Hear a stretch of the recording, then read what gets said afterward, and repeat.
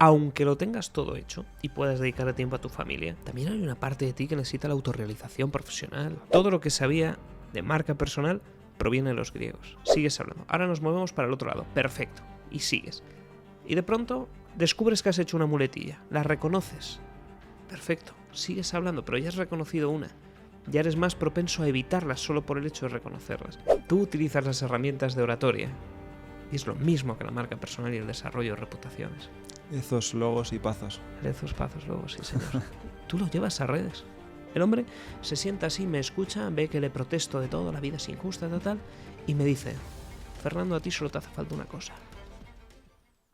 Fer Miralles, bienvenido al podcast. Muchas gracias por estar aquí. Ya hemos empezado Ya hemos empezado. Vale, un placer, Pepe. Gracias por invitarme a tu casa y a tu podcast. Gracias.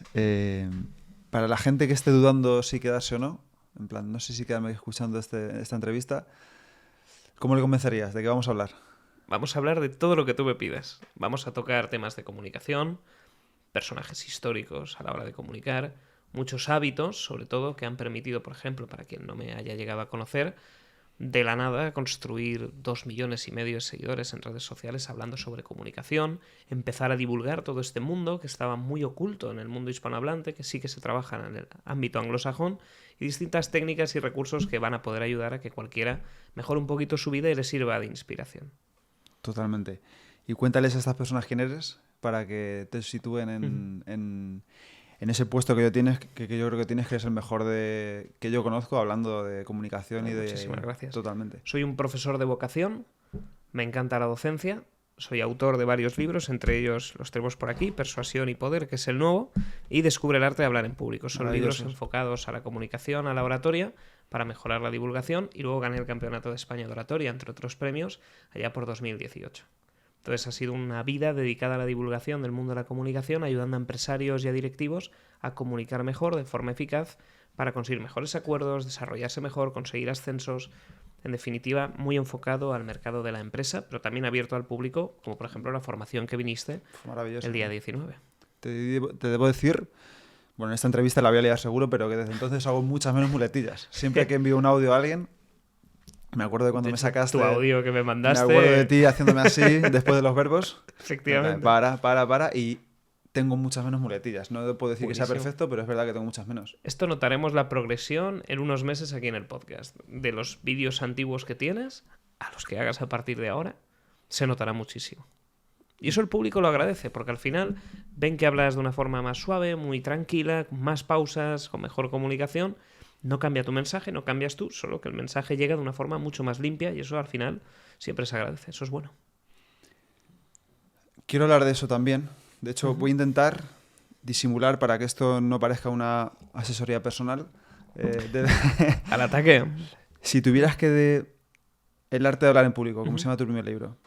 Si tuvieras que deconstruir el arte de hablar en público en pasos pequeños, en habilidades pequeñas, ¿cuáles serían esas habilidades que elegirías como clave para decir, si quieres dominar el arte de hablar en público, tienes que dominar esas 4 o 5 claves? Vale, eso es una muy buena pregunta. Vamos por partes. La primera sería identificar cuáles son los intereses de tu público. La base fundamental de la comunicación no se trata de, por ejemplo, las muletillas, que es una parte muy fácil de detectar y de corregir, muy llamativa, pero la base fundamental, aunque tú hagas muletillas, es entender qué quiere el otro. ¿Por qué estamos sentados uno frente al otro? ¿Por qué estás delante de 100 personas comunicando? ¿Por qué vas a una reunión? Ahí tienes que ver qué es lo que quiere egoístamente el otro de ti. Y entonces cuando tú lo tienes claro, eres capaz después de identificar qué mensaje les vas a dar a medida. Porque tú, en el fondo, tienes que adaptar tu mensaje a lo que el otro quiere. Punto. Y si no lo quiere, te callas. Que es una cosa que a veces la gente le choca, no, pero mi mensaje lo tengo que comunicar al mundo. Normalmente este tipo de personas son las que menos éxito tienen. ¿Por qué? Porque no han sabido adaptar a quién le tienen que decir según qué cosas y a quién no. Entonces, cuando tú identificas qué es lo que le mueve, es dinero, es poder, es reconocimiento, ¿qué busca? Oye, facilitarse la vida, quiere un coche agradable, pues tú eres capaz de darle ese mensaje. Por ejemplo, no es lo mismo una persona que me dice, mira, quiero tener un podcast para inspirar a los demás, para comunicar mejor y me gustaría pulir mi comunicación para que de esta manera el mensaje llegue. Perfecto. Claro. A un directivo que me dice, mira, tenemos que hacer una venta de empresa, que queremos, vamos, aumentar muchísimo el valor percibido, que aumente los múltiplos, perfecto. Tú tendrás un objetivo, el directivo tiene otro. En su caso nos vamos a centrar más en la parte potencial de lo que van a obtener con la venta y en tu caso vamos a pulir toda tu forma de comunicar para que sea lo más limpia posible. En el directivo no me centraré tanto en ello. Me centraré en lanzar mensajes que hagan aumentar el valor percibido de la empresa por parte del comprador. Claro. Y en tu caso ¿Qué es lo que quiere el comprador? Efectivamente. Y en tu caso es que la persona que te escuche, oye, con más fluidez, que conecte más el mensaje, que tenga repetición. Y contigo trabajaríamos estructuras, que es otra de las patas del libro, donde entre ellas se explica el esqueleto de la sardina, que ya conoces muy bien, que es organizar todo en bloques de 3 principalmente, con varias formas de inicio y de cierre.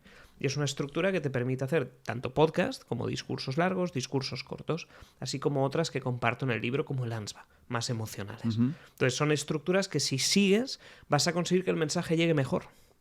Entonces, esos son los dos grandes bloques. Si tú identificas bien a tu audiencia, sabes dónde te tienes que enfocar. Lanzar las frases importantes o pulir y corregir toda tu estructura. Cuando ya lo tienes, podemos entrar en muletillas. Comunicación no verbal. Cómo abres las manos, cómo las cierras, cómo te colocas, cómo hablas sentado, cómo hablas de pie. Y ahí vamos puliendo en función de la persona. Qué bueno, porque yo además veo que mucha gente tiene un mensaje súper bueno, pero no lo transmiten bien porque no saben. Exacto. Y a mí esto me ha pasado mucho tiempo. Yo durante mucho tiempo, hasta que te empecé a conocer y empecé a trabajar más las estructuras de los mensajes, te digo, como tú dices, desde el podcast hasta los reels, que son 30 segundos en los que si tú empiezas a disparar al aire, pues no llega tanto. Y al final estás haciendo un trabajo muy bueno de fondo, que es, en mi caso, interiorizar la filosofía estoica, pero luego si no sabes comunicarlo, pues no Totalmente. llega. Y no ayudas a los demás también. Además, la filosofía... Mira, una de las cosas que a mí me sorprende en cuanto a comunicación es el tema de la filosofía. Mi mujer es mi mejor maestra. Mi mujer me enseña todo, te he comentado muchas veces.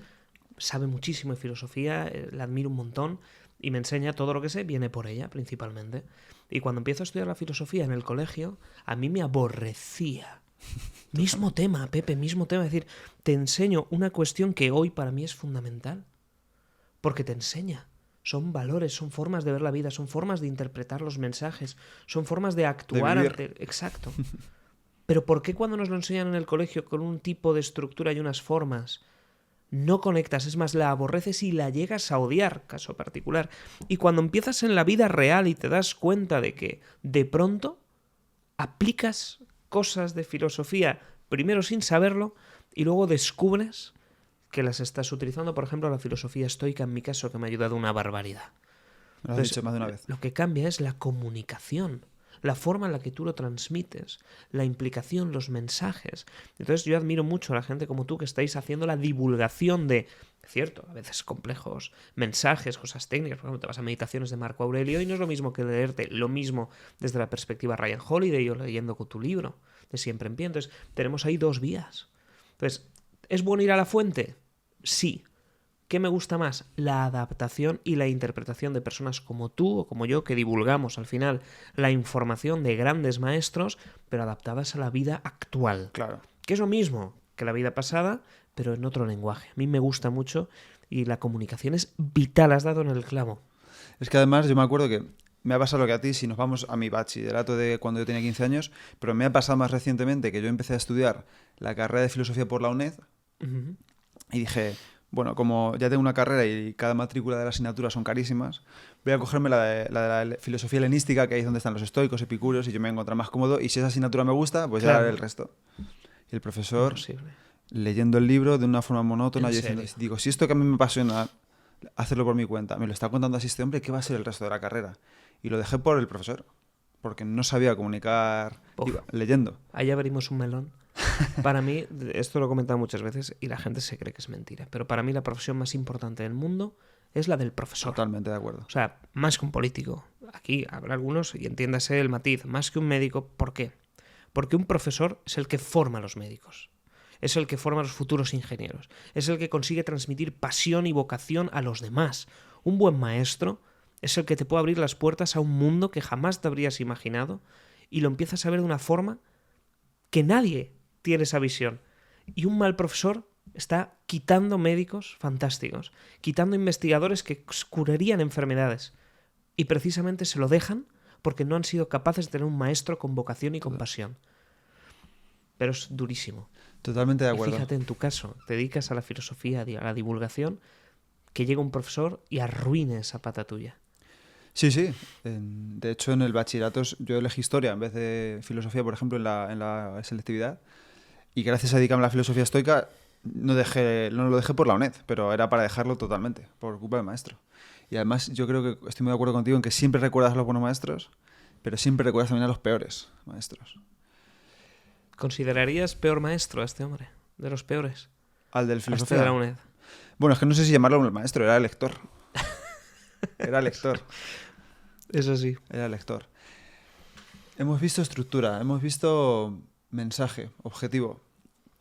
¿Alguna pata más que quieras decir que es lenguaje no verbal que has dicho? El lenguaje no verbal es bastante importante en cuanto a la forma de comunicar. ¿Cómo lo trabajas? Mira, tienes varias vías. Lo primero, si tú estás comunicando con otra persona, la clave es tener una postura abierta. Por ejemplo, esto se notará mucho en los podcasts, que cuando uno está hablando suele tener una postura con el torso abierto respecto a la otra persona de comunicación. Vale. Si se hace alguna pregunta incómoda, verás que la otra persona se echa un pelín para atrás, se empieza a cruzar los brazos y empieza a adoptar posturas defensivas. Entonces, tu objetivo, por ejemplo, como entrevistador o como persona que se dedica a la comunicación, es siempre mostrar al otro el torso, la apertura a la comunicación para que se sienta a gusto y no rechazado. Entonces, la apertura es muy buena para transmitir buenos mensajes. Hay que evitar las manos en los bolsillos, hay que evitar las manos atrás y siempre moverlas de forma correcta. Por otro lado, las miradas. Cuando eres capaz de mantener la mirada en los ojos de la audiencia, consigues transmitir mucha credibilidad y mucha profundidad en tu mensaje. Y todo esto lo sumas, es ahí donde obtienes toda la riqueza. Pero más que en la comunicación no verbal, lo básico es entender qué es lo que quiere la audiencia. Claro. No hay nada más importante. Tú puedes ser un comunicador técnicamente mediocre, que si has identificado correctamente a tu audiencia, eres el mejor. Porque al final, ¿qué es un buen comunicador? Para mí es aquel que es capaz de transmitir un mensaje de un punto A un punto B con el menor número de filtros posibles. Pero al final es, si el punto B ha entendido lo que dice A la perfección, tal y como A quería transmitírselo, es el mejor. Si luego vamos puliendo la parte técnica, fantástico. Que al final la técnica simplemente es reducir los ruidos para que el mensaje llegue mejor. Pero si has identificado bien a tu audiencia, no importa si haces alguna muletilla, si desvías la mirada, mientras le quede claro a B qué es lo que querías transmitir. Esa es la base, fundamental. Es el Pareto, sería estructura. Eso es. Estructura, lenguaje no verbal y objetivo. ¿Qué es lo que quiere tu audiencia? Quiero hablar he estado analizando tu canal de YouTube de Fermi Guitarra, vale, antes de que vinieras. Qué bueno. Y he visto que hablabas mucho más rápido que ahora. Uh-huh. O sea, yo como hice la formación contigo hace poco y hablo contigo con cierta frecuencia y te veo siempre en Instagram, en TikTok, te he visto que hablabas mucho más rápido. Si hay una cosa que me caracteriza a mí es que hablo muy rápido y pronuncio poco. Vale. De hecho, mucha gente en los comentarios que más suelo tener frecuentemente, sobre todo de personas de Latinoamérica que sabes que hablan más despacio y que, bueno, en España sí que no se entienden más, pero siempre me dicen, no te entiendo. He dejado de escuchar porque no te entiendo. He dejado de ver el vídeo porque no entiendo al locutor. Uf. ¿Cómo has pasado tú de hablar tan rápido? Un vídeo que he visto de hace 4 años. Yo llevo con esto, voy a hacer 4 años con el podcast también, o sea que es el mismo tiempo. Pero yo sí he visto una progresión clarísima en ti, de ese vídeo a ahora, que yo en mí no veo. Es verdad que Claro. Uno siempre se ve menos progresión, no parece, pero ¿cómo lo has hecho tú? El hecho de hablar más despacio, pronunciar mejor.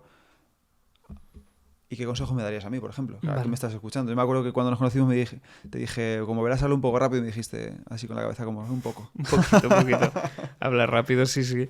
Mira, eso es un buen punto porque el canal de guitarra tiene una serie de fases. Uh-huh. Y durante la pandemia sí que algún vídeo acabé publicando antes de ya transicionar.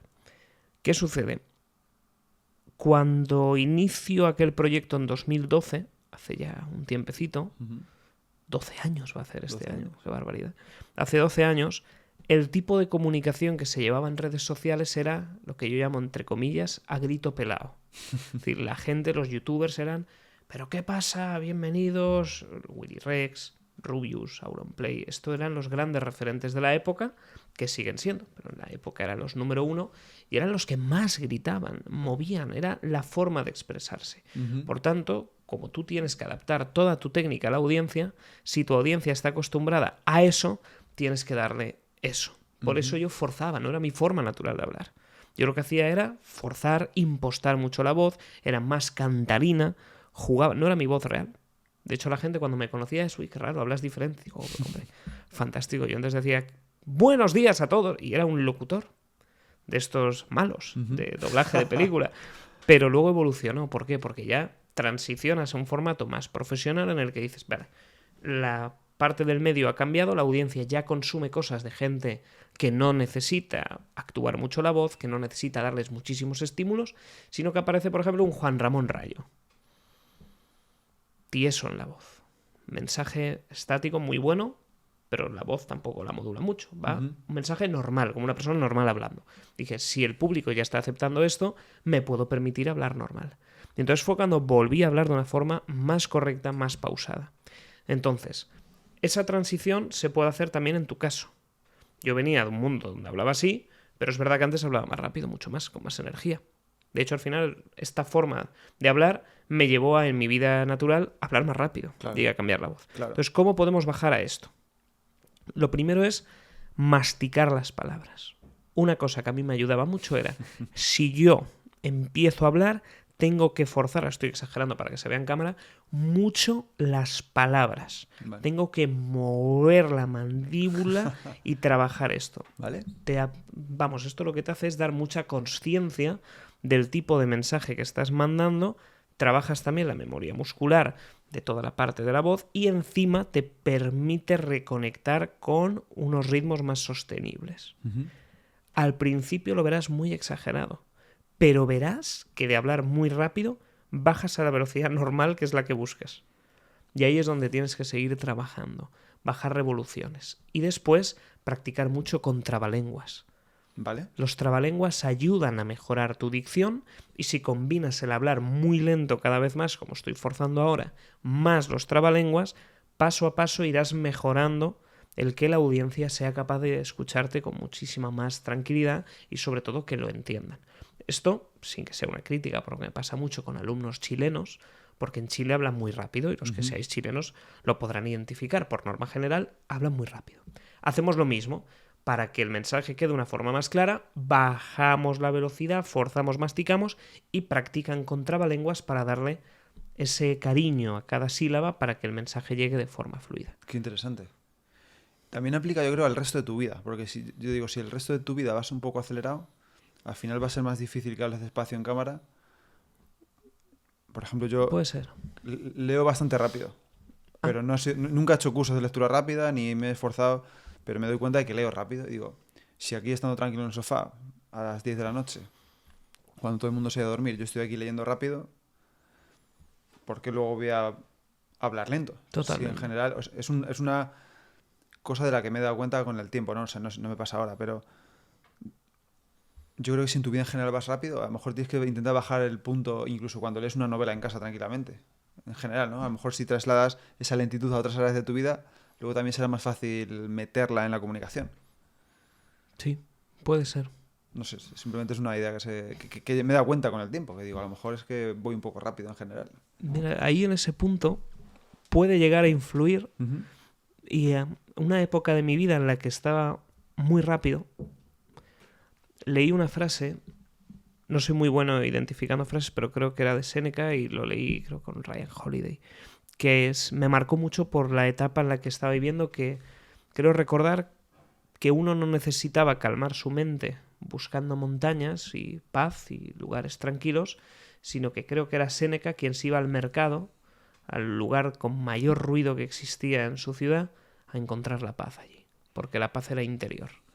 Y a mí me ayudó mucho, porque viajo sin parar, estoy reunido constantemente con gente, dando clases, el ritmo de vida al final es despertarte 4, 5, 6 de la mañana, dependiendo, terminar 12 de la noche, 1, que llegaba ayer al hotel y me dormía después de las conferencias nocturnas. Entonces, todo esto es un estilo de vida bastante rápido y acelerado, claro. Pero todo el mundo me dice, coño, transmites paz, transmites serenidad. Y es porque al final la tienes que encontrar en ti mismo. Y a mí me ayudó esto, Y creo que he empezado también, ahora pensando, porque no había caído en esto, a hablar más lento a raíz de empezar a encontrar paz cuando el resto del mundo vive en caos. Es decir, si tu entorno está en caos, a mí me da igual porque por dentro estoy en paz. Y son pequeñas frases de esa filosofía estoica que me ha ayudado muchísimo. Y no sé si era Séneca. Bueno, yo tampoco lo sé, porque tampoco me sé todas las frases de Séneca de memoria, pero me suena a él. A mí, de hecho, me suena el hecho de que él lo que hacía era, cuando él leía y estudiaba y escribía en su casa, lo que hizo fue alquilarse una vivienda en el sitio más ruidoso de Roma. Hasta. Y decía, si yo soy capaz de concentrarme aquí, voy a ser capaz de concentrarme en cualquier parte del mundo. Me parece extraordinario. Y fíjate que no estamos nada acostumbrados a esto. Claro, al final es como, no, vete a un sitio tranquilo. Y funciona, irte a un sitio tranquilo, Claro. pero... ¿Y en un sitio ruidoso? Si lo logras... ¿No te pasa a veces que a lo mejor estás en casa tranquilamente, en un pleno silencio, y hay un pequeño ruido y no te deja trabajar? A mí me pasaba, por ejemplo, hace muchos años, cuando estábamos en el chalet de veraneo de mis abuelos en la zona de campo, que era muy tranquilito, una zona tranquila de bosque, pero de pronto sonaba una motosierra. Decía, no me puedo concentrar. Pero te vas a una cafetería ruidosa Claro. y en ese ruido haces ¡pop! Y encuentras la paz y escribes. Y dices, y hay infinitamente más ruido que en ese chalet. Pero ¿sabes por qué es? Yo creo, y creo que de esto me he dado cuenta siendo padre, intentando dormir a la niña, es mucho más fácil dormirla cuando hay un ruido blanco constante, que si hay un completo silencio y se duerme rápido, pero cuando alguien abre una puerta o hay un ruido así, se despierta. Eso es un fantástico truco que te lo tomo prestado Claro. ahora que me viene. Claro. Cuando hay un silencio total, cualquier ruido se nota mucho más que si hay constantemente un barullo de fondo. O un ruido blanco. De hecho, a veces incluso nos han recomendado, y a veces ha funcionado y a veces no, poner un ruido de fondo si no se duerme. Y a veces ha funcionado. Y funciona. Sí, entonces yo creo que cuando estás en silencio, eso pasa mucho meditando. Estás meditando y estás en silencio y de repente hace ¡pum! Y empiezas a pensar, yo quiero que haya silencio, que si no, no puedo meditar. Pero en realidad la meditación te dice, no, cada ruido puede ser un foco de atención. En vez de intentar pensar lo que dicen los estoicos, lo que no está bajo tu control, ojalá no haya ruidos. Mientras medito, encuentra la paz en el ruido.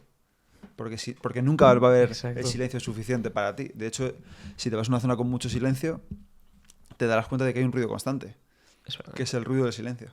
El silencio suena. Silencio Es muy suena. curioso. Y con lo de la niña, ¿qué te ha enseñado de estoicismo tener un hijo? Porque yo creo que es lo que más te puede enseñar. Una locura. Me ha enseñado... Mira, yo antes de tener a mi hija tenía bueno, no era un maestro mío particular zen, pero meditaba con un maestro zen. Y cuando le dije, oye, no puedo seguir viniendo a meditar contigo porque tengo una hija y estos horarios son imposibles. Y me dijo, no te preocupes porque vas a encontrar, acaba de nacer el mejor maestro de tu vida, el que más te va a enseñar sobre ti mismo. Y me ha enseñado pues que vivía rápido,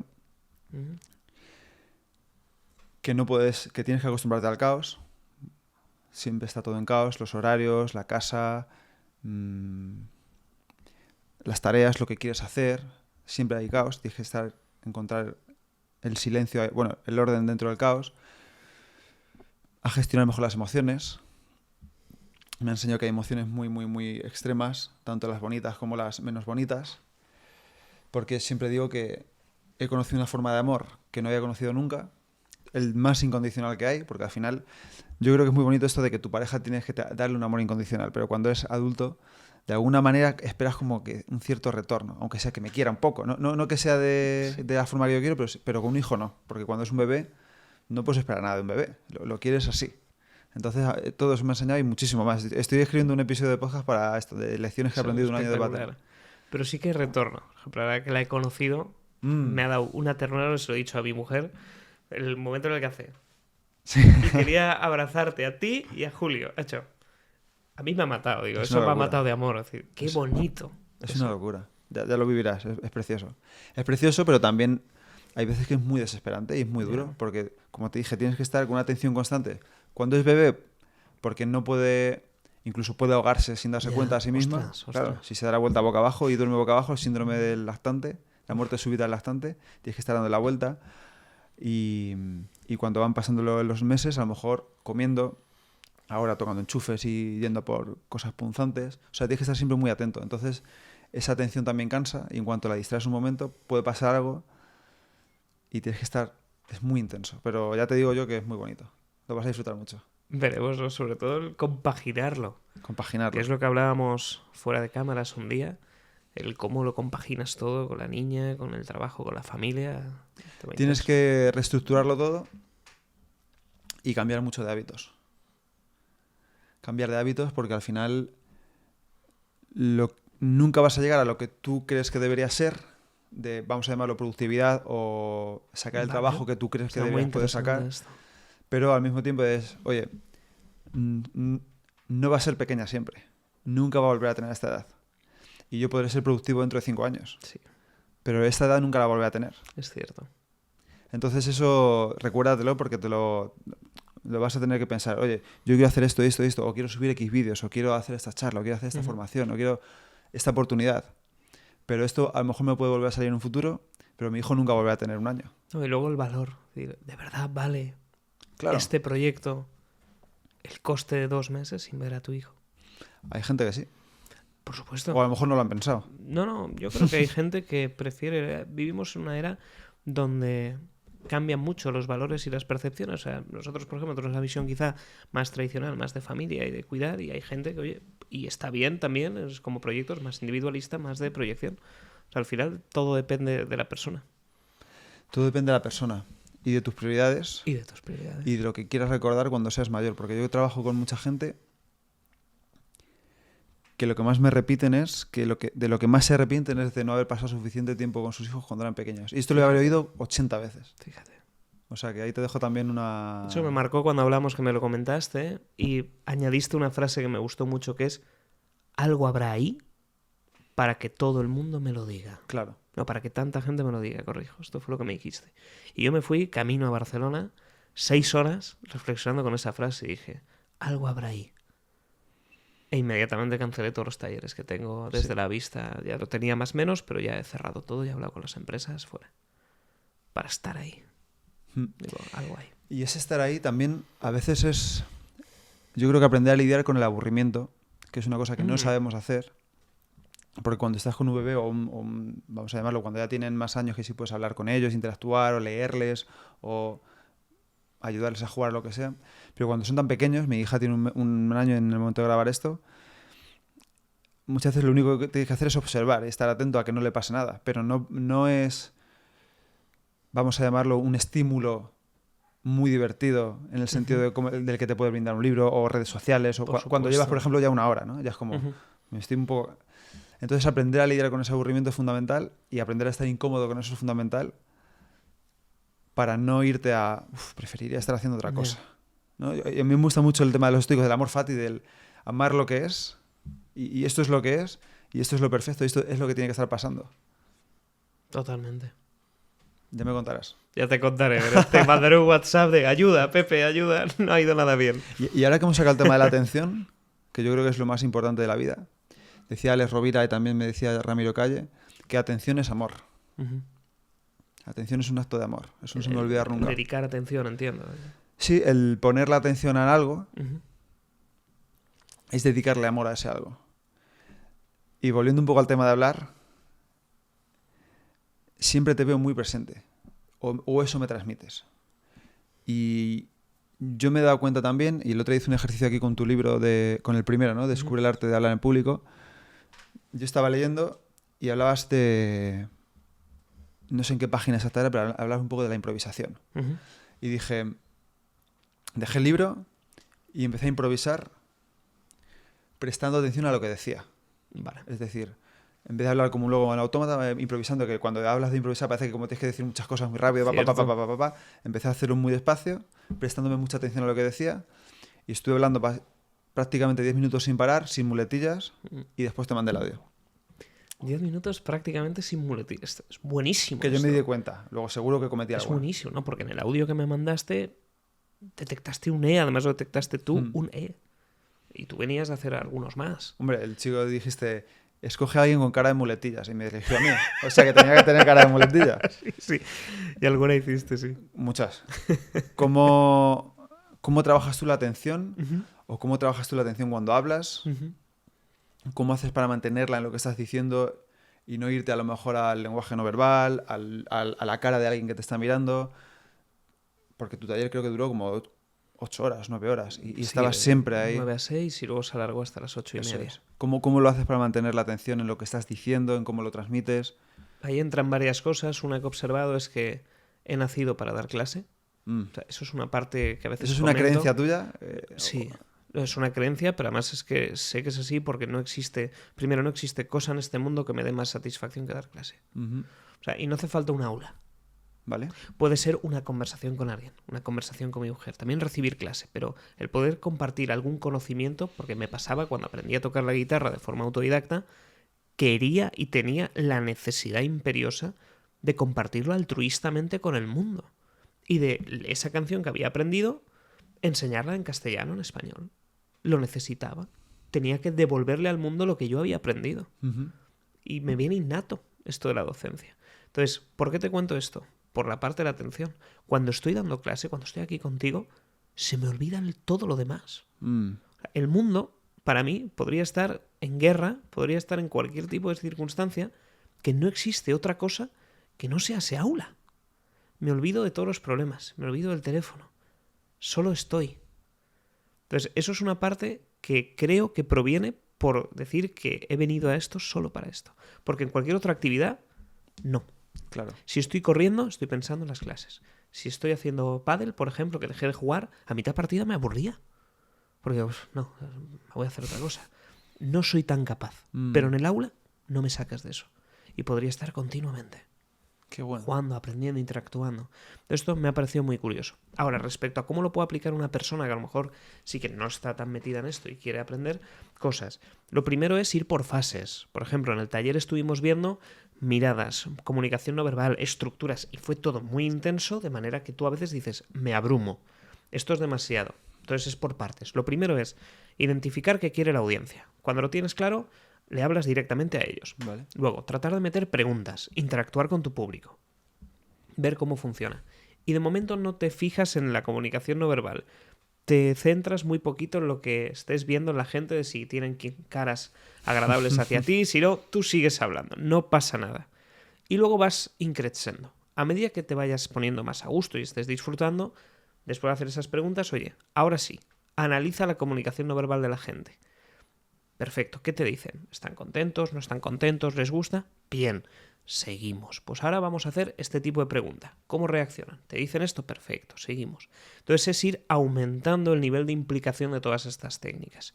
Entonces yo empezaría por interés egoísta de la audiencia que quiere, preparar una estructura sencilla como la del esqueleto o la sardina. Entonces tú ahí ya lo tienes a prueba de balas, tú ya sabes qué es lo que quieres decir. Ahora, cuando estés hablando, vas desarrollando tu mensaje, dices, venga, me voy a mover un poquito por la sala, ahora me vengo aquí. Mientras tienes tu mensaje sabido y bien conocido, te desplazas un poco y pausas. Sigues hablando tranquilamente. Perfecto, ya has conseguido una mejora. Ujú. Sigues hablando. Ahora nos movemos para el otro lado. Perfecto. Y sigues. Y de pronto descubres que has hecho una muletilla. La reconoces. Perfecto. Sigues hablando, pero ya has reconocido una. Ya eres más propenso a evitarlas solo por el hecho de reconocerlas. Ujú. Seguimos hablando. Ya le dices, venga, voy a hacer una pausa dramática después de una frase. Perfecto, lo has hecho.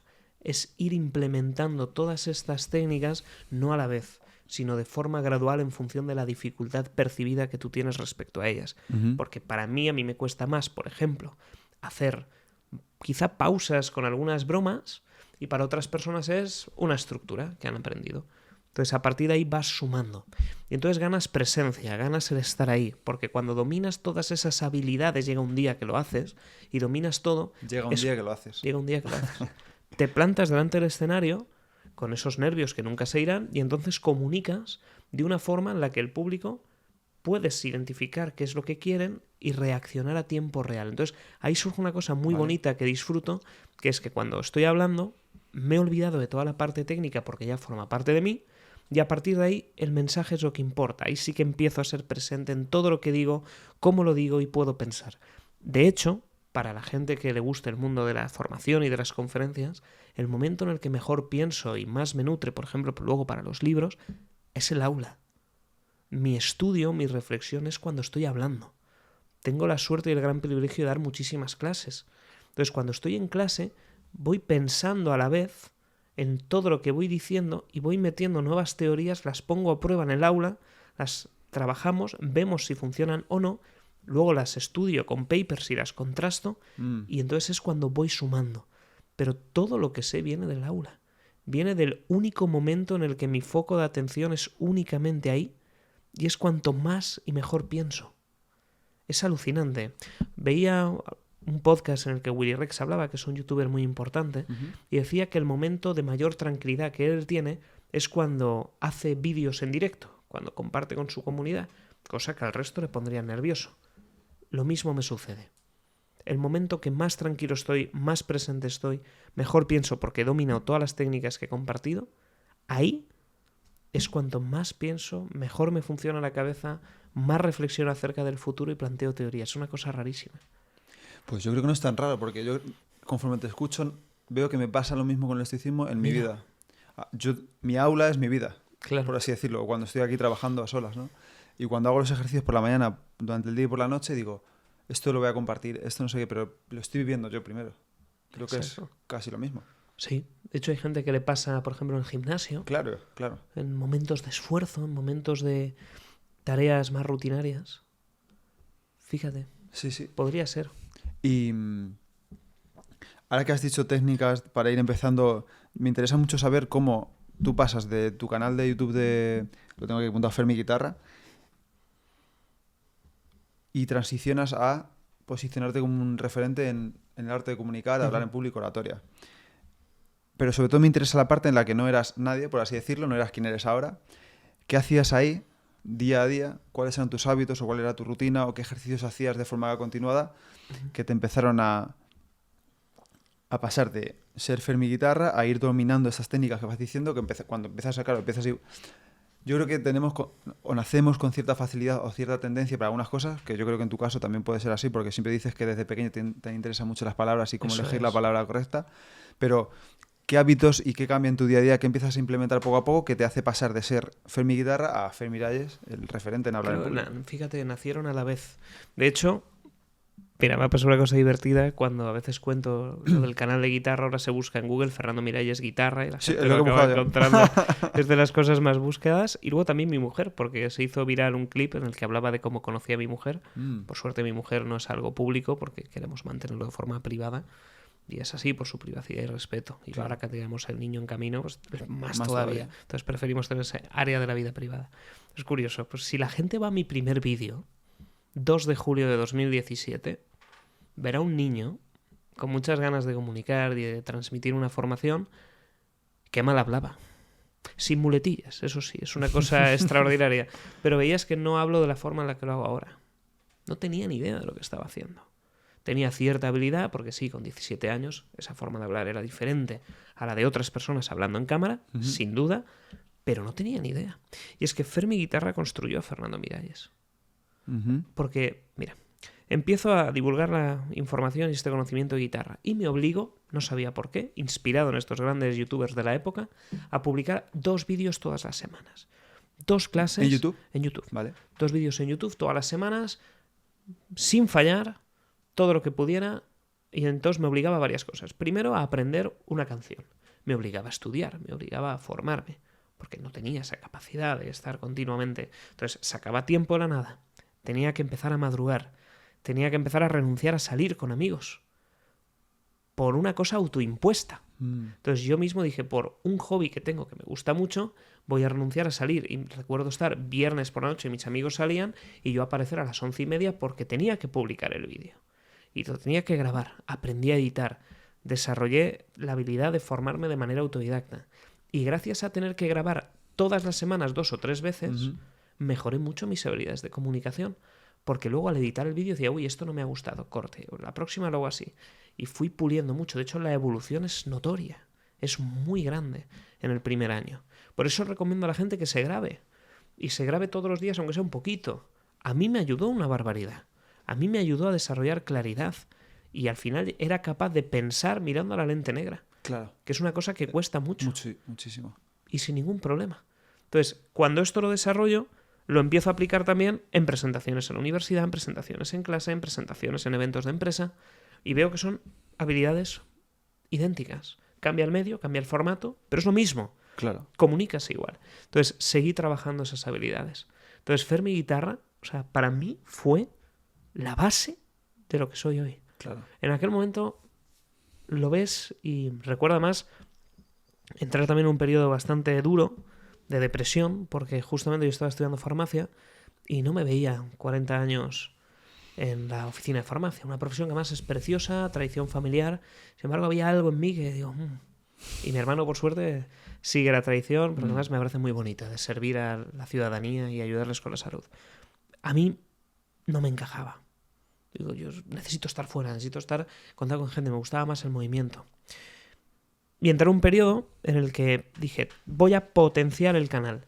Y tuve el privilegio que mis padres me dijeron, mira, puedes dejarlo,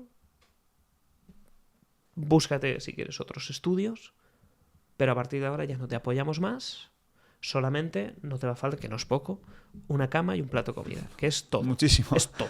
O sea, cuando lo ve, yo estoy muy afortunado de que mis padres me dieron ese punto. Entonces, a partir de entrar 9 meses muy duros también de relación familiar, porque también como padres, tener un hijo que de pronto dejas todo, rompes el patrón familiar y te dedicas a cosas de guitarra en internet. Para mis padres son muy tradicionales, deja de ser un hippie y ponte a currar de verdad. Pero yo sabía que ahí había algo. Entonces desarrollo más las redes, aprendo a hacer páginas web, aprendo a conocer todo. Newsletters en 2015, que no era nada conocido. Sí, pero no tanto como ahora. Empiezo a desarrollar el hábito de las redes sociales, a estudiar métricas. ¿Qué pasa? Que desarrollo un arsenal muy gordo de habilidades que después aplico en la actualidad. Pero hubo un día que llego a una persona, un terapeuta, porque en esa época estaba bastante hundidillo, que era un psicólogo, pero un poco alternativo, de constelaciones. Yo no creo nada, o sea, no sé si creer, pero no soy una persona muy kinestésica, no me llevo por la parte de los sentimientos, pero sí que cuando siento ahí, el hombre lo detecta y me dijo una palabra, Pepe, que ningún otro psicólogo me había hecho. Psicólogos clínicos de verdad que me dicen, no, pues mira, búscate hobbies, no. El hombre se sienta así, me escucha, ve que le protesto de todo, la vida es injusta, tal, y me dice, Fernando, a ti solo te hace falta una cosa. Esfuerzo.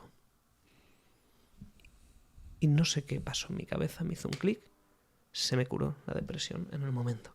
Esa tristeza que llevaba meses, pero de llorar, de tener estómago, esto no lo he contado nunca en público, de tener el estómago apretado cada vez que me sentaba, muy mal, noches duras, fue escuchar la palabra esfuerzo, me hizo un clic y dije, coño, es que es esto lo que me faltaba. Está haciendo el tonto, o sea, la vida no me debe nada. Claro. No merezco nada. O sea, si es que si yo muriera mañana, me lloran 4 personas, una semana, 2 con suerte, y una madre toda la vida y un padre también, pero independientemente de eso, el mundo va a seguir. Claro. Digo, no me debe nadie nada. Esfuerzo. O sea, si quieres algo, curra. Y entonces a partir de ahí me puse con ello. Y entonces me cambió la cabeza totalmente. Encontré unos estudios que me encajaban muy bien, que la administración y dirección de empresas, me fascinaba el mundo corporativo. Entré en una universidad maravillosa que es EDEM, que amo con locura, donde ahora tengo la suerte de ser profesor, y a mí me ayudó porque me enseñaron una serie de valores corporativos, de hábitos y disciplina que me marcó completamente: el madrugar, la constancia, el cumplir tu palabra, el no fallar, el sacrificarte aunque pierdas a corto plazo por el largo. Y claro, cuando empiezo a desarrollar la pata de la comunicación que siempre había tenido, pero la empiezo a llevar a tema universitario, a tema de competiciones, y combino todo el arsenal de habilidades que había aprendido mientras estaba en casa trabajando con la guitarra, más los hábitos que me enseñan en la escuela de negocios, de pronto se juntan y entonces traigo el mundo de la comunicación a redes sociales, empiezo a publicar 3 vídeos al día, no fallaba ni uno solo, incluso con fiebre. Dedicaba, aparte de mi jornada laboral de 8 o 10 horas, otras 4 adicionales o 5 solo para los vídeos. Y es que entonces fue cuando funcionó. Claro. Pero fue esfuerzo. Desde entonces yo llevo 12 años, no, un poquito menos, 9, que fue cuando fui a este chico que me dijo la palabra esfuerzo, pero hace 12 ya empezó esta habilidad y disciplina, que no he parado. O sea, desde que me dijeron la palabra esfuerzo, nunca nadie me ha podido superar. A nivel de trabajo y esfuerzo, porque he sido capaz de dormirme trabajando, de incluso no dormir, de estar sin parar, pero por esa obsesión. Es decir, porque al final sé que no hay nada que te regalen. Y sé que hay gente que la parte de la meritocracia, cosa que no entiendo, eso no se puede, hay gente que no, ya. Es verdad que hay gente que trabaja mucho y luego no consigue nada. pero te aseguro que si no haces nada no vas a conseguir seguro. Eso es como una lotería. Pero si quieres que la probabilidad juegue a tu favor, tienes que trabajar e intentarlo al menos. Y sí, puede ser que no te toque. Bueno, pues sí, lástima. Es un fastidio. Pero si no lo intentas, seguro que no te toca. Es como todo, como cuando compras un boleto de lotería. Y eso a mí me marcó mucho. Entonces, Fermi Guitarra construyó lo que es Fermiralles, porque claro, ahora, cuando la gente me dice, ¿cómo eres una persona que eres un híbrido entre el mundo corporativo, que es donde yo empecé a trabajar, y el mundo de redes? Digo, sí. Porque gracias a estar muy metido en redes desde que soy muy pequeño, lo llevo al mundo corporativo, que es un mundo más analógico, y yo estoy en una fina línea en la que puedo estar en un mundo corporativo en el que me he criado desde pequeño también, en un mundo digital, y estoy en la línea que conecta ambos mundos, y eso no es fácil. Si tú me hablas de estadísticas, te puedo enseñar de marca personal, te puedo construir. Y una cosa que me enteré es que todo lo que sabía de marca personal proviene de los griegos. Proviene principalmente de Aristóteles. Tú utilizas las herramientas de oratoria y es lo mismo que la marca personal y el desarrollo de reputaciones. Ezos, logos y pazos. Ezos, pazos, logos, sí, señor. Tú lo llevas a redes. ¿Quién lo dice es más importante que en cómo lo dices y por supuesto que el mensaje? Entonces cuando tú lo llevas, esto ya decían los griegos, que es una herramienta fantástica. Vaya explicación te he soltado aquí de parte de mi historia. Pero mira, nunca había hecho público toda la parte del hundimiento. Me ha encantado. Y además me ha recordado también a un tipo que nos gusta mucho a los dos, que se llama Paco Alcaide, que hace poco me hizo una entrevista. Si no estás triunfando, es o porque hay algo que no sabes o porque hay algo que no estás haciendo bien. Exacto. Porque si tú te formas lo suficiente, empiezas a hacer y cada vez vas haciendo mejor, es difícil que te vaya mal. Lo que pasa es que cuando pensamos que es irnos bien, queremos, o no sé si alguien piensa en ser Steve Jobs, ser multimillonario, pero parece que tenemos que ser los mejores del mundo, de la historia. Simplemente que te vaya bien, ¿no? Que te puedas dedicar a ello a lo mejor. Y estoy totalmente de acuerdo. Si tú te esfuerzas, lo que pasa es que nadie te dice, que todo el mundo dice, vale, pero ¿cuánto tiempo? Claro. Todos queremos saber, pero ¿cuánto tiempo y cuánto me tengo que esforzar? 12 años. Claro, exactamente. Ese éxito me comentabas, ¿no? La entrevista de Alex Fidalgo, 5 años para tener éxito la noche a la mañana, ¿no? Justamente. 12 años desde que un niño de 17 años encienda la cámara de la webcam del ordenador de su madre y se pone a compartir contenido por pasión. Y ahora va bien. Claro. 12 años. 12 años, ¿y qué sigues haciendo ahora? Acabo de revelar mi edad. Para quien sume, ¿no?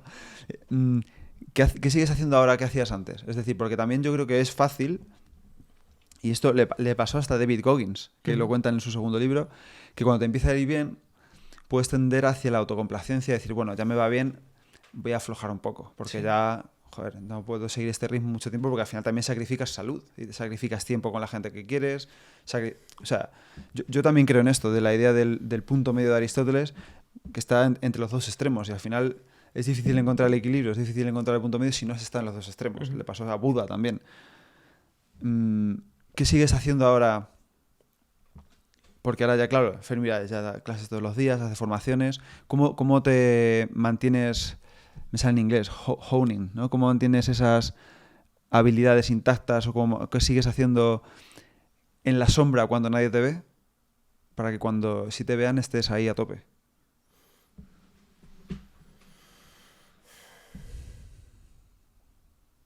Han cambiado cosas. Lo que sí que mantenemos es la disciplina de subir muchos vídeos todos los días. De trabajar mucho. Ahora cambian porque sí que es cierto que he aprendido a decir mucho que no. Eso sí, una habilidad. Pero ¿por qué? Porque al final, cuando ha crecido mucho el alcance en redes, ha aumentado el nivel de demanda de tu tiempo, de otras personas. Claro. Oye, vente a este programa, vente. Entonces lo que he hecho ha sido también filtrar mucho. Es decir, mira, voy a tener un tiempo dedicado a mi familia y esto es intocable, porque además una cosa que me he dado cuenta es que no hay nada que cambiaría más con una tarde con mi mujer. O sea, un momentito con ella para mí es lo mejor que existe en el mundo. O sea, estar tranquilamente, estar a gusto, ir a pasear, ir a comer a un sitio, aburrirnos. O sea, para mí, aburrirme con mi mujer, estar ahí a gusto tranquilamente, vale más que cualquier otra cosa. Entonces, cuando lo llevas al trabajo, que también me gusta y es una gran pasión, tienes que aprender a discernir. Entonces, estableces una serie de prioridades. Por ejemplo, aprendes a decir que no a eventos que a lo mejor no son tan importantes quizá. O sí lo son, pero no tan importantes a nivel de, oye, ¿esto merece la pena o de verdad vale el esfuerzo de sacrificar un tiempo que no va a volver con la persona que más amas? Hay veces que sí, porque dices, oye, lo hablas con tu pareja, mira, esto es una buena oportunidad, perfecto, y hay muchos días al año que hay que trabajar y que seguir sumando, esto es así, perfecto. Pero hay ocasiones en las que te metes en una rueda a decir que sí, que sí, que sí, por miedo a quedarte atrás, que antes sí que podía permitirme, pero ahora ya no. Claro. Pero no es que no pueda, podría, pero no quiero. Porque sé que hay gente que está casada, hay gente que va a tener hijos, que sí que lo hace. Gente que dice, mira, ala, gracias cariño por cuidar. No. Entonces, yo he aprendido y trato de establecer cierto patrón y equilibrio. A veces me es más fácil, a veces me es más difícil. Entonces, eso se mantiene. Pero sí que ha habido mucho trabajo. Mucho trabajo. Mantenemos la disciplina de subir, mantenemos la calidad por el alumno, se mantiene toda esa pasión, me sigo formando, busco oportunidades. Y ha habido una cosa que me ha gustado mucho, que he mejorado, que antes no hacía cuando era joven por ego y que ahora es, creo, una de las mejores cosas que me ha ayudado. Y es establecer relaciones honestas con más gente. Atreverme a colaborar más. Yo soy muy introvertido. Cuando empecé con 17 años con el mundo de la guitarra no colaboraba con nadie. Y si me roban aquí el contenido, y si me... ¿no? Y digo, pero ahora qué absurdo. Pero entiendo que he tenido que pasar ese proceso. Ahora entiendo que lo más bonito en la vida es compartir, conocer gente, establecer puntos de contacto, apoyarte y tener una red fantástica de personas, de gente buena. Porque gente mala hay, pero eso es fuera. Claro. Gente buena, con la que tú convives, que tengas buenas ideas, buenos momentos. Y creo que este año, a partir de ir casándome con un hijo en camino, estableciendo una proyección de qué es lo que quieres que no, te das cuenta de que gracias a buenas conversaciones, buenas relaciones, puedes optimizar mejor. Y aplicas un Pareto. Totalmente. Pero sí que ha habido un cambio. No hay una habilidad que haya mantenido más allá de la disciplina, de seguir, a ver, que es una habilidad fundamental, pero Claro. sigues. Yo hay días que no quiero ir a trabajar. Y lo hago. Luego me alegro. Pues me encanta. Pero hay días que, oye, yo querría quedarme en la cama leyendo aquí, un rato. acurrucado con mi mujer. Para mí es el momento más bonito. Estamos ahí a gusto. Me suena la alarma y yo no quiero salir. No quiero dejar a mi mujer coger un tren e irme. Voy a estar lejos. Pero luego llego, trabajo, lo hago, disfruto. Suma, vuelves a casa. Fantástico. Ya sea por eso es lo que te sigue manteniendo. Pero por lo demás ha evolucionado mucho para bien. Ya no es un trabajo de esfuerzo a lo bestia, sino un trabajo de esfuerzo que se mantiene, pero más inteligente, aplicando lo que tú has dicho de Pareto. Me esfuerzo más en ese 20%. Y yo creo que es un aprendizaje. Hay que pasar primero por lo otro Sí. para empezar a aprender a decir que no, aprender a decir que no a gente, a optimizar, a darte cuenta de eso, de oye, el día de mañana si mi mujer se muere, me voy a alegrar de haberme quedado con ella o de haber ido a dar una formación a... ya ni me acuerdo dónde era. O si se muere mi hijo, Madre mía. ¿no? El memento mori estoico, que Sí. por eso lo hacen, no por otra Fíjate, cosa. el memento mori yo nunca me he atrevido a pensarlo con mi mujer. Me mata. Sí que lo he pensado conmigo. Sí que he pensado qué haría yo si me muriera. Entonces tengo ya todo el plan establecido porque no me importa morir. Ujú. No te importa morir. No me importa morir. Si yo muero yo estoy contento. Me sabría mal por mi mujer y por mi futuro hijo. Claro. Me hundiría. Es decir, si yo muero, yo soy feliz con mi vida. Por suerte, fantástico, con todo lo que he podido sufrir, todo lo que sea, perfecto, pero contentísimo. El problema es que no me quiero morir porque los dejo solos. Y si muere mi mujer, lo he pensado a veces, pero me cuesta mucho. Diría, me hunde. O sea, perdería mucho. Perdería mucho. Y con el hijo no me puedo ni imaginar, porque si no ha nacido ya lo quiero. Claro. Y luego he visto a tu hija aquí y ha hecho así con las manitas. Digo, el día que me haga eso a mí, mi hijo, mi hija, no sabemos todavía, pero me mata. O sea, eso no... Yo te recomiendo pensarlo a diario. Estamos al borde de llorar. Sí. Tengo los ojos también llorosos. Te lo estoy notando, ¿eh? No, a mí me afecta más. He hecho reflexionar mucho con lo de mi mujer. Pues siempre me mataría. Y lo que tengo claro es que no buscaría a otra persona. Claro. Ni de broma. Yo he vivido muertes así de cerca. Y lo pone todo en su sitio. Lo que pasa es que lo pone tarde. Pero si haces ese ejercicio, el memento mori, para mí sirve para eso, de si lo haces antes de la muerte, como dice Alex Rovira siempre, tendemos a dejar lo importante para después del funeral, ¿no? Y Y no solo se refiere a un funeral de una muerte de verdad, sino a muchos otros funerales, ¿no? Pero si piensas en eso de la muerte a diario, es decir, oye, yo quiero decir a esto que sí, y si a lo mejor me pierdo esto, o el día de mañana si mi mujer muere, ¿qué preferiría ver esto? Lo que tú dices, al final, si haces eso siempre, pues al final estás todo el día con tu mujer en el sofá y ahí tienes que vivir, tienes que trabajar, ¿no? Pero pensarlo a diario es importante. Totalmente. No, la vida es un equilibrio continuo en malabares. Porque también es cierto, tú imagínate, ¿no? A veces pienso, tienes toda tu vida resuelta a nivel económico, a nivel... Aunque lo tengas todo hecho y puedas dedicar tiempo a tu familia, también hay una parte de ti que necesita la autorrealización profesional. Totalmente. Pirámide de Maslow a tope, ¿no? Al menos en mi caso. Yo necesitaría sentirme útil para la sociedad. Claro. O sea, aunque sea dar clase de mates o de economía en algún cole, algo. Una a la semana, 1 hora. Algo. No podría estar parado. Creo que estamos diseñados para contribuir. Sí. No podría. O sea, eso es una cosa interesante. Hemos hablado de los griegos. Y antes de pasar a algún líder que me gustaría ver contigo, quiero hablarte de Demóstenes. Considerado uno de los mejores oradores de la historia. Te voy a contar un poco su historia y me dices qué te parece. ¿La conoces? No mucho. Vale. Le apunto aquí, la voy a leer porque no quiero dejarme nada. Considerado mejor orador de la historia, nació tartamudo. Quedó huérfano muy joven y los tutores encargados de gestionar su patrimonio lo arruinaron. Era el blanco de las burlas de los crueles chicos de su ciudad. Pero Demóstenes, lejos de amilanarse, se creció y para combatir su tartamudez se obligaba a sí mismo a practicar sus discursos con la boca llena de piedras. Salía al campo a correr rápido, subiendo cuestas para fatigarse y así fortalecer la potencia de sus pulmones.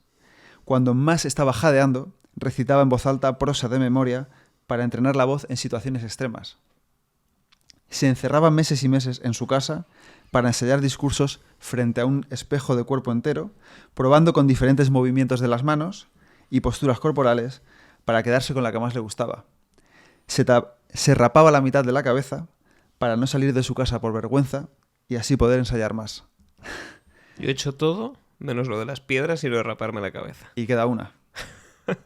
Se iba al mar a caminar cuando más rugían las olas, Fíjate, para así fortalecer su atención y concentración mientras repasaba mentalmente los discursos que tenía que dar.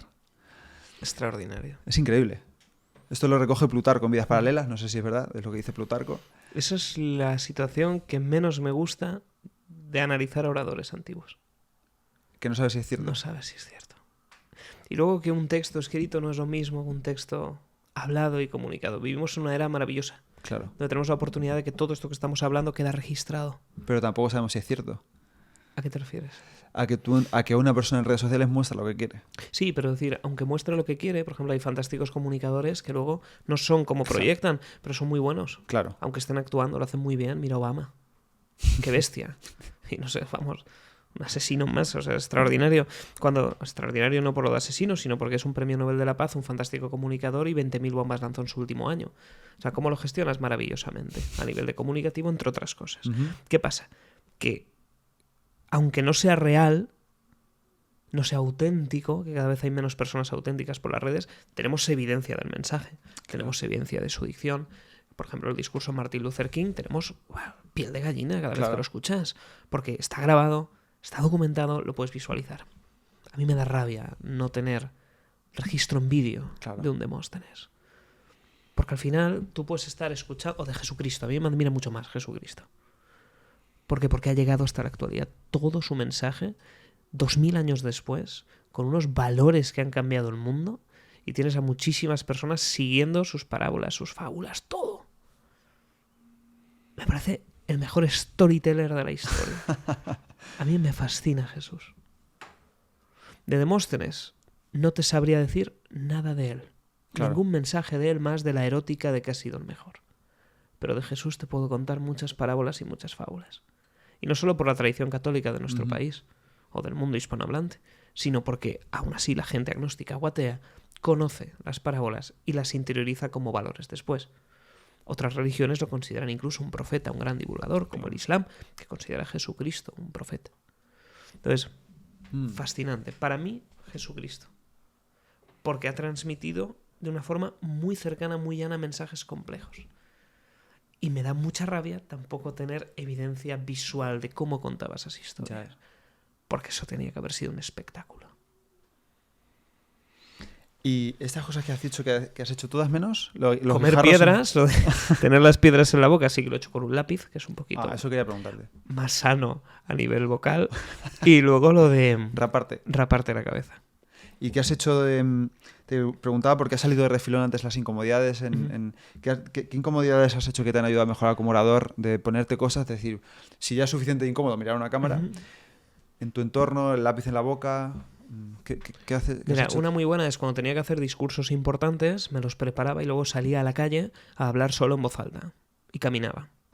Entonces tú te encontrabas a un señor, un loco, que estaba hablando en voz alta, haciendo discursos, mientras caminaba entre la gente. A mí eso me sigue poniendo muy nervioso. Y es que si tú vas por la calle, imagínate por aquí, vas por Madrid tranquilamente caminando y de pronto te ves un señor. Fijaos en cómo vamos a aplicar las 3 herramientas fundamentales del mundo. Claro. Y se va sin auriculares ni nada, tú solo practicando. A mí eso me expone, para mí sería como el ruido de las olas.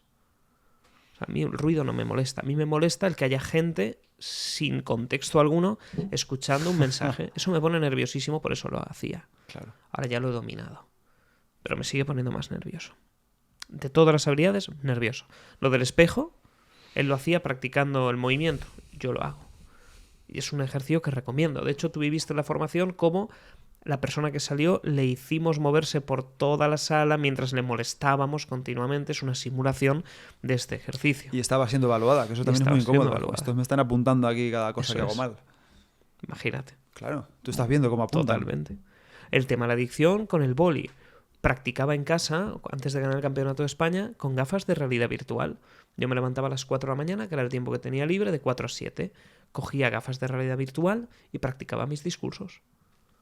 De 4 a 7. ¿Y qué te ponías en las gafas? ¿Como gente mirando? Claro, hay una aplicación que se llama Virtual Speech, discurso virtual. Qué bueno.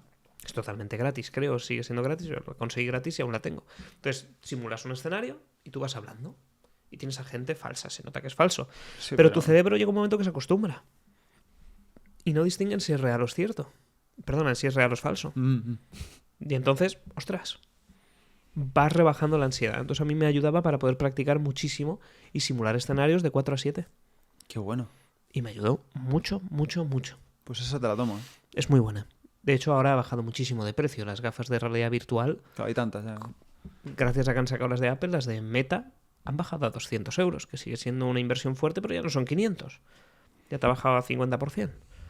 Entonces ahora ya una persona que decida ahorrar un poquito puede comprárselas y practicar discursos siempre. Y luego si quiere jugar a otras cosas que juegue, pero el discurso lo puedes tener. Y te viene de maravilla para practicar. Y es lo único que está científicamente demostrado que te rebaja la ansiedad, lo único. Más allá de la práctica, claro. Entiéndase. Entonces, a mí esto me ayudó mucho y es una forma adaptada de lo que hacía Demóstenes. Qué interesantísimo. Esta gente, sobre todo, es lo que yo más valoro. ¿Qué mensajes han quedado? Porque no solamente la técnica, porque yo no puedo juzgar la técnica. Claro. Para mí un buen orador es aquel que transmite un mensaje y el mensaje acaba calando. Y la excelencia es cuando el mensaje, una vez has muerto, se sigue replicando. Y ahí entran todos los de las religiones. Al menos las principales. Lo que has dicho de los budistas, lo que he comentado de Jesús, el Islam, me parecen extraordinarios. Dignos de analizar y dignos de entender esos mensajes. Y si te fijas, todos aterrizan de forma visual, asociativa y emocional todo. Por ejemplo, la parábola del hijo pródigo. Cada vez que la escucho, me encanta. Es buenísima, la del buen samaritano. Uh-huh. Y fíjate que son cosas sencillas del día a día que vas caminando tranquilamente por la calle y todo el mundo puede empatizar con ellas. Son mensajes simples que se recuerdan en pequeñas fábulas de 20 segundos, perdón, parábolas de 20 segundos. Fábulas cuando hay animales, parábolas cuando hay personas. Entonces es muy interesante. Todo lo que has dicho, al final... Por ejemplo, yo sigo ahí, como último inciso sigo a muchos pastores evangélicos. Siempre dices el tipo de Estados Unidos que llena estadios de baloncesto, ¿no? Joel Osteen a mí me parece una bestia. De hecho, lo analizo en mi nuevo libro. Y en el primero también hablas de él, ¿no? En el primero hablo de él. Justo lo conocí. Y en el segundo le dedico un capítulo entero porque me parece una persona extraordinaria. ¿Puedes repetir el nombre? Joel Osteen. ¿Vale? Joel Osteen. Osteen, vale. Maravilloso. Alquila una cancha de baloncesto, la compra, ¿no? La compra. Alquilador, la compra. Es como llegar aquí a Florentino Pérez. Oye, el Bernabéu, ¿cuánto? Toma, en cash. no sé si en cash, pero lo compra. Y espectacular, y ahí llena las almas, retransmite unos vídeos buenísimos, fantásticas parábolas. ¡Oh! Pero claro, a mí me gusta esto porque son capaces de transmitir mensajes muy bonitos a medida que conectan con la gente de una forma muy sencilla. Eso es un buen comunicador. Peligrosos también, que hay algunos Claro, que sí te iba a tienes decir. mensajes positivos donde no te exigen mucho a cambio, más allá de ir un domingo, una pequeña limosna, pero hay otros líderes espirituales no tan éticos, sectarios, que acaban utilizando estas mismas herramientas, pero para fines muy espurios. Claro. Entonces hay que distinguir qué es lo que tú ofreces a cambio del mensaje. Si lo único que te exige es ir de vez en cuando, sin obligación, a un lugar a celebrar con el resto, bueno, tampoco tiene un coste muy gordo. Pero hay gente que estos mensajes les cuesta la casa, la vida, separarse de sus hijos, y ahí es peligroso. Claro. Y hay mucho. Esta pregunta te la hicieron en la formación y te la voy a repetir ahora justo que ha salido. ¿Cómo distingues entre uno y otro? ¿A qué te refieres? ¿Cómo distingues entre un líder espiritual que merece la pena seguir y que lo que te pide, bueno, puede tener sentido? ¿Y cómo distingues a un tipo que lo que te está vendiendo es la solución a todos tus problemas, pero a cambio tienes que darle un poquito más? Es complicado. Yo creo que es hasta donde valoras tu límite. Por ejemplo, tú vas a una formación mía y yo jamás te voy a vender al final de la formación. Ujú. Ya has pagado tu ticket, ya has pagado tu entrada, y si te interesa seguir aprendiendo, tú ya vienes desde tu voluntad a preguntar lo que sea.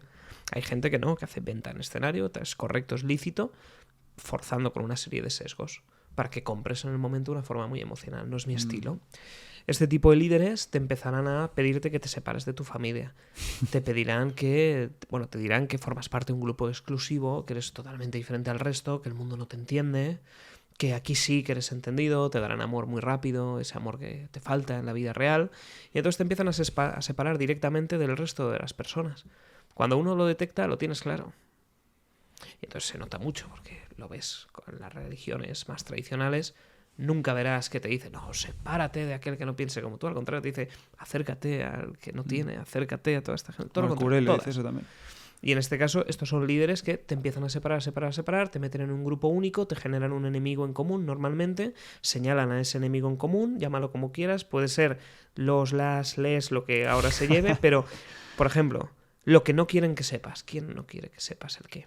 Bueno, cada uno interpreta su enemigo, para algunos serán los fascistas, para otros los comunistas, da igual, o lo que sea. O señalas explícitamente el enemigo. Por ejemplo, ahora que habéis venido aquí, vosotros habéis visto la luz, que vosotros tenéis claro, esto que vamos a ver no quieren que lo sepáis ahí fuera. Entonces cada uno interpreta su enemigo. Esto también lo analizamos aquí en el nuevo libro, es que es un libro más de persuasión, poder, manipulación. Entonces todas estas herramientas sí que se trabajan aquí. Qué bueno. Donde se conoce el enemigo, aprendes a diferenciar a los tipos de enemigo. Obama lo hace mucho. La generación de enemigos en común, Donald Trump también. Maravillosos, los políticos son muy buenos en ello.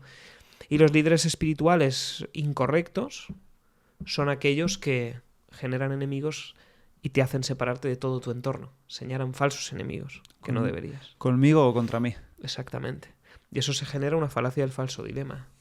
Porque te lo obligas a la audiencia a elegir entre dos opciones, cuando normalmente hay grises.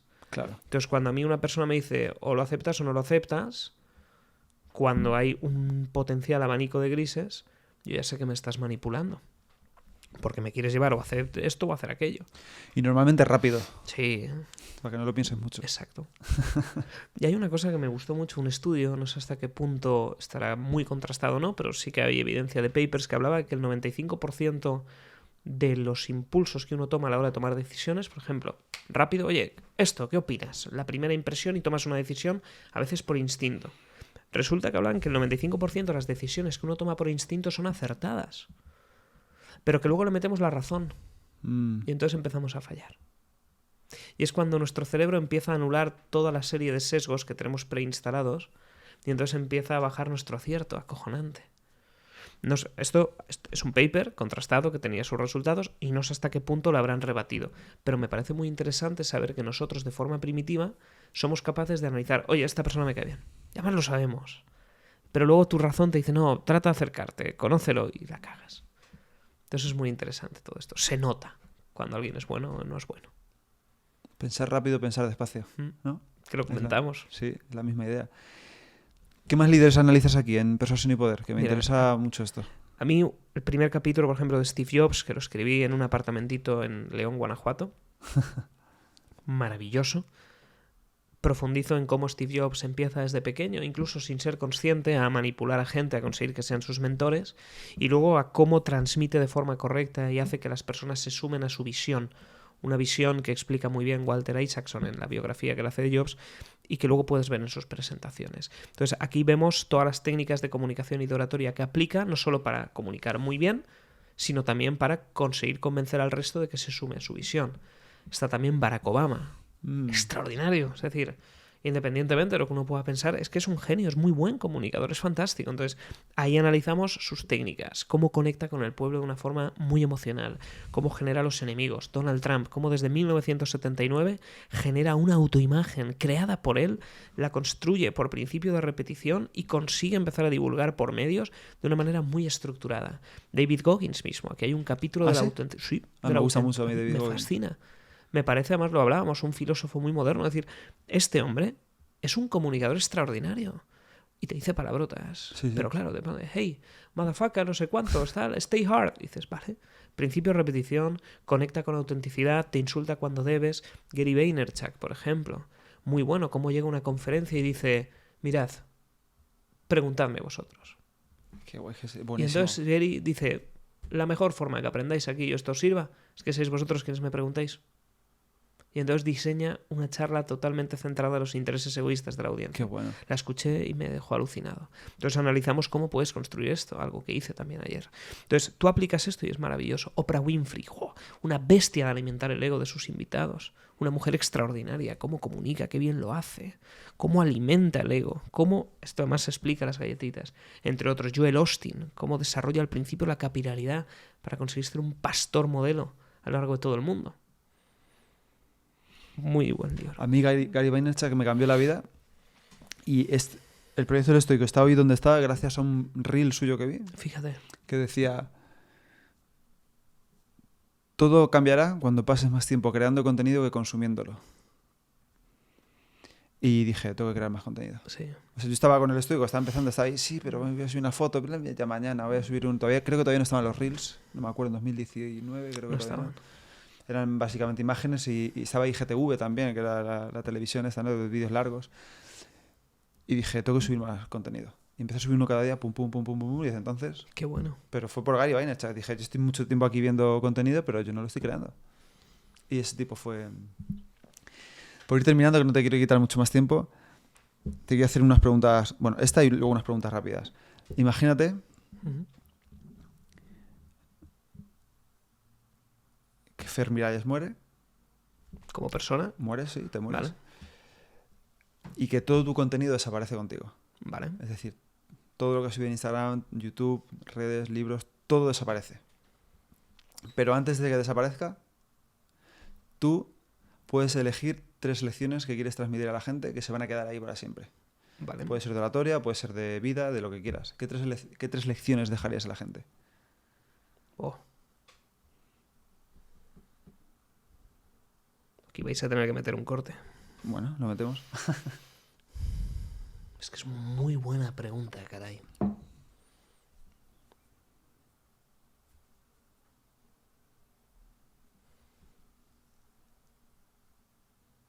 La primera podría ser guiada con la parte del esfuerzo. Os traería lo que me enseñó este terapeuta. Sí, Una lección es, la vida no te debe nada, tú no mereces nada, tú simplemente existes y depende de ti lo que hagas con tu vida. Y la vida solo es una. Esfuerzo. No tengas miedo a trabajar más que el resto. La segunda te diría, pensando en mis hijos, el dinero tiene un precio. Uh-huh. Hay gente que está dispuesto a sacrificar mucho por ese dinero. Precio caro, precio alto. Y dinero que es más limpio que otro. Corrupciones, asumir y aceptar. Sobornos, esta línea. El dinero sucio. Uh-huh. Es bueno conseguir el dinero siempre que sea a un precio barato. Aunque sea mucho menos el que acabes teniendo. Y lo tercero sería, dentro de la línea, lo importante, esto de Coopers tiene que seguir siendo lo importante. Yo estaría con mi familia. Aunque sí que me gustaría morir dando clase. pero que esté mi familia en el aula. Entonces mantendría las dos. Ese sería el punto. Qué bueno. Y aún sacaría más, pero estas son las que me vienen rápidamente. Sobre todo esa parte de esfuérzate, el dinero tiene precio, tú decides qué precio le pones al dinero que consigues, aprende a renunciar a ese dinero que para ti no es ético. Hay gente que le da igual, pero para mí no, para mí es muy importante. Y por otra vía tendríamos la parte de priorizar lo importante. Lo que has comentado tú de la familia. Lo importante es que lo más importante sea lo más importante.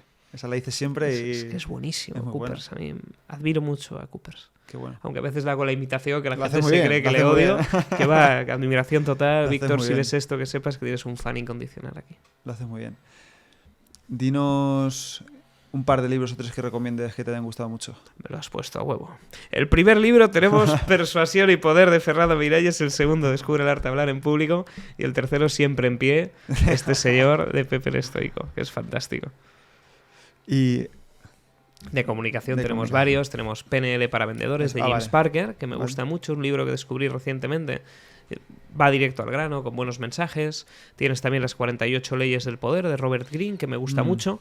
Storybrand de Donald Miller, para conseguir generar buenas historias. Qué bien. En la línea Tell to Win, no me acuerdo el chico que la hizo o la chica, pero Tell to Win se llama en inglés. Luego tenemos, por ejemplo, ya la parte de vida. Tenemos una... Mira, la motosierra de la que Motosierra. hablábamos. Sí, sí, sí. Ay, ¿cuál era este que me gustó mucho?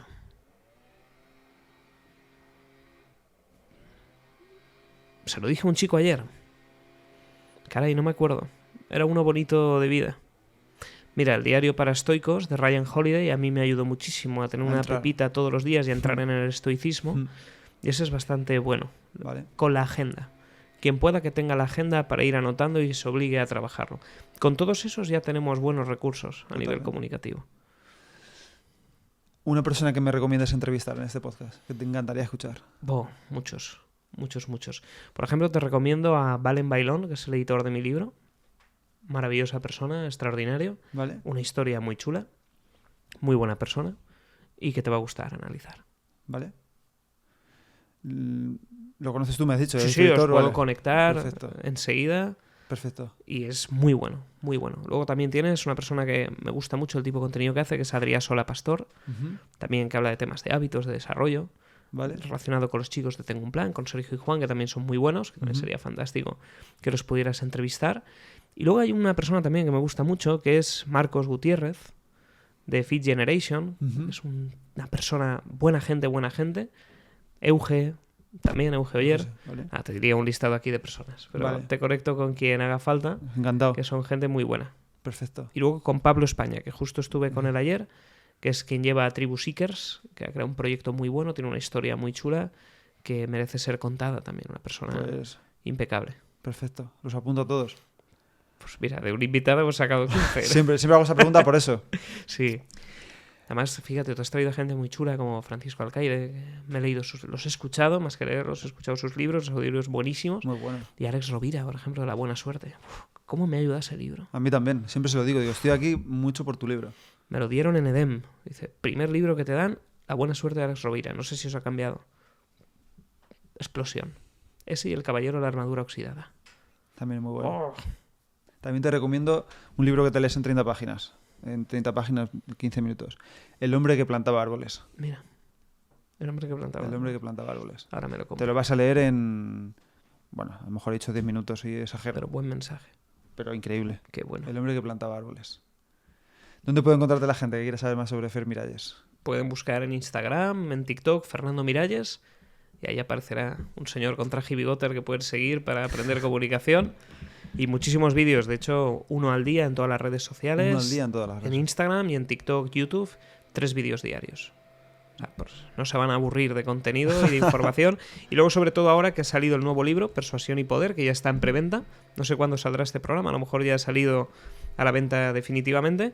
Y justamente lanzamos este miércoles y ya está en el top 50 de los libros más vendidos de España, con lo cual es un honor y un Toma ya. orgullo, un privilegio y un gusto. Sobre todo porque se potencia más la venta a través de la editorial, pero en Amazon se ha seguido vendiendo independientemente. O sea, un libro que está funcionando muy bien. Es muy bueno. Es un libro que analiza todas estas técnicas y que es un complemento perfecto al anterior. Pues enhorabuena. Y gracias por traerme, Pepe. Muchas Un gustazo gracias. compartir Lo contigo mismo y digo, aprender. Me lo he pasado muy bien. Muchas gracias. A ti.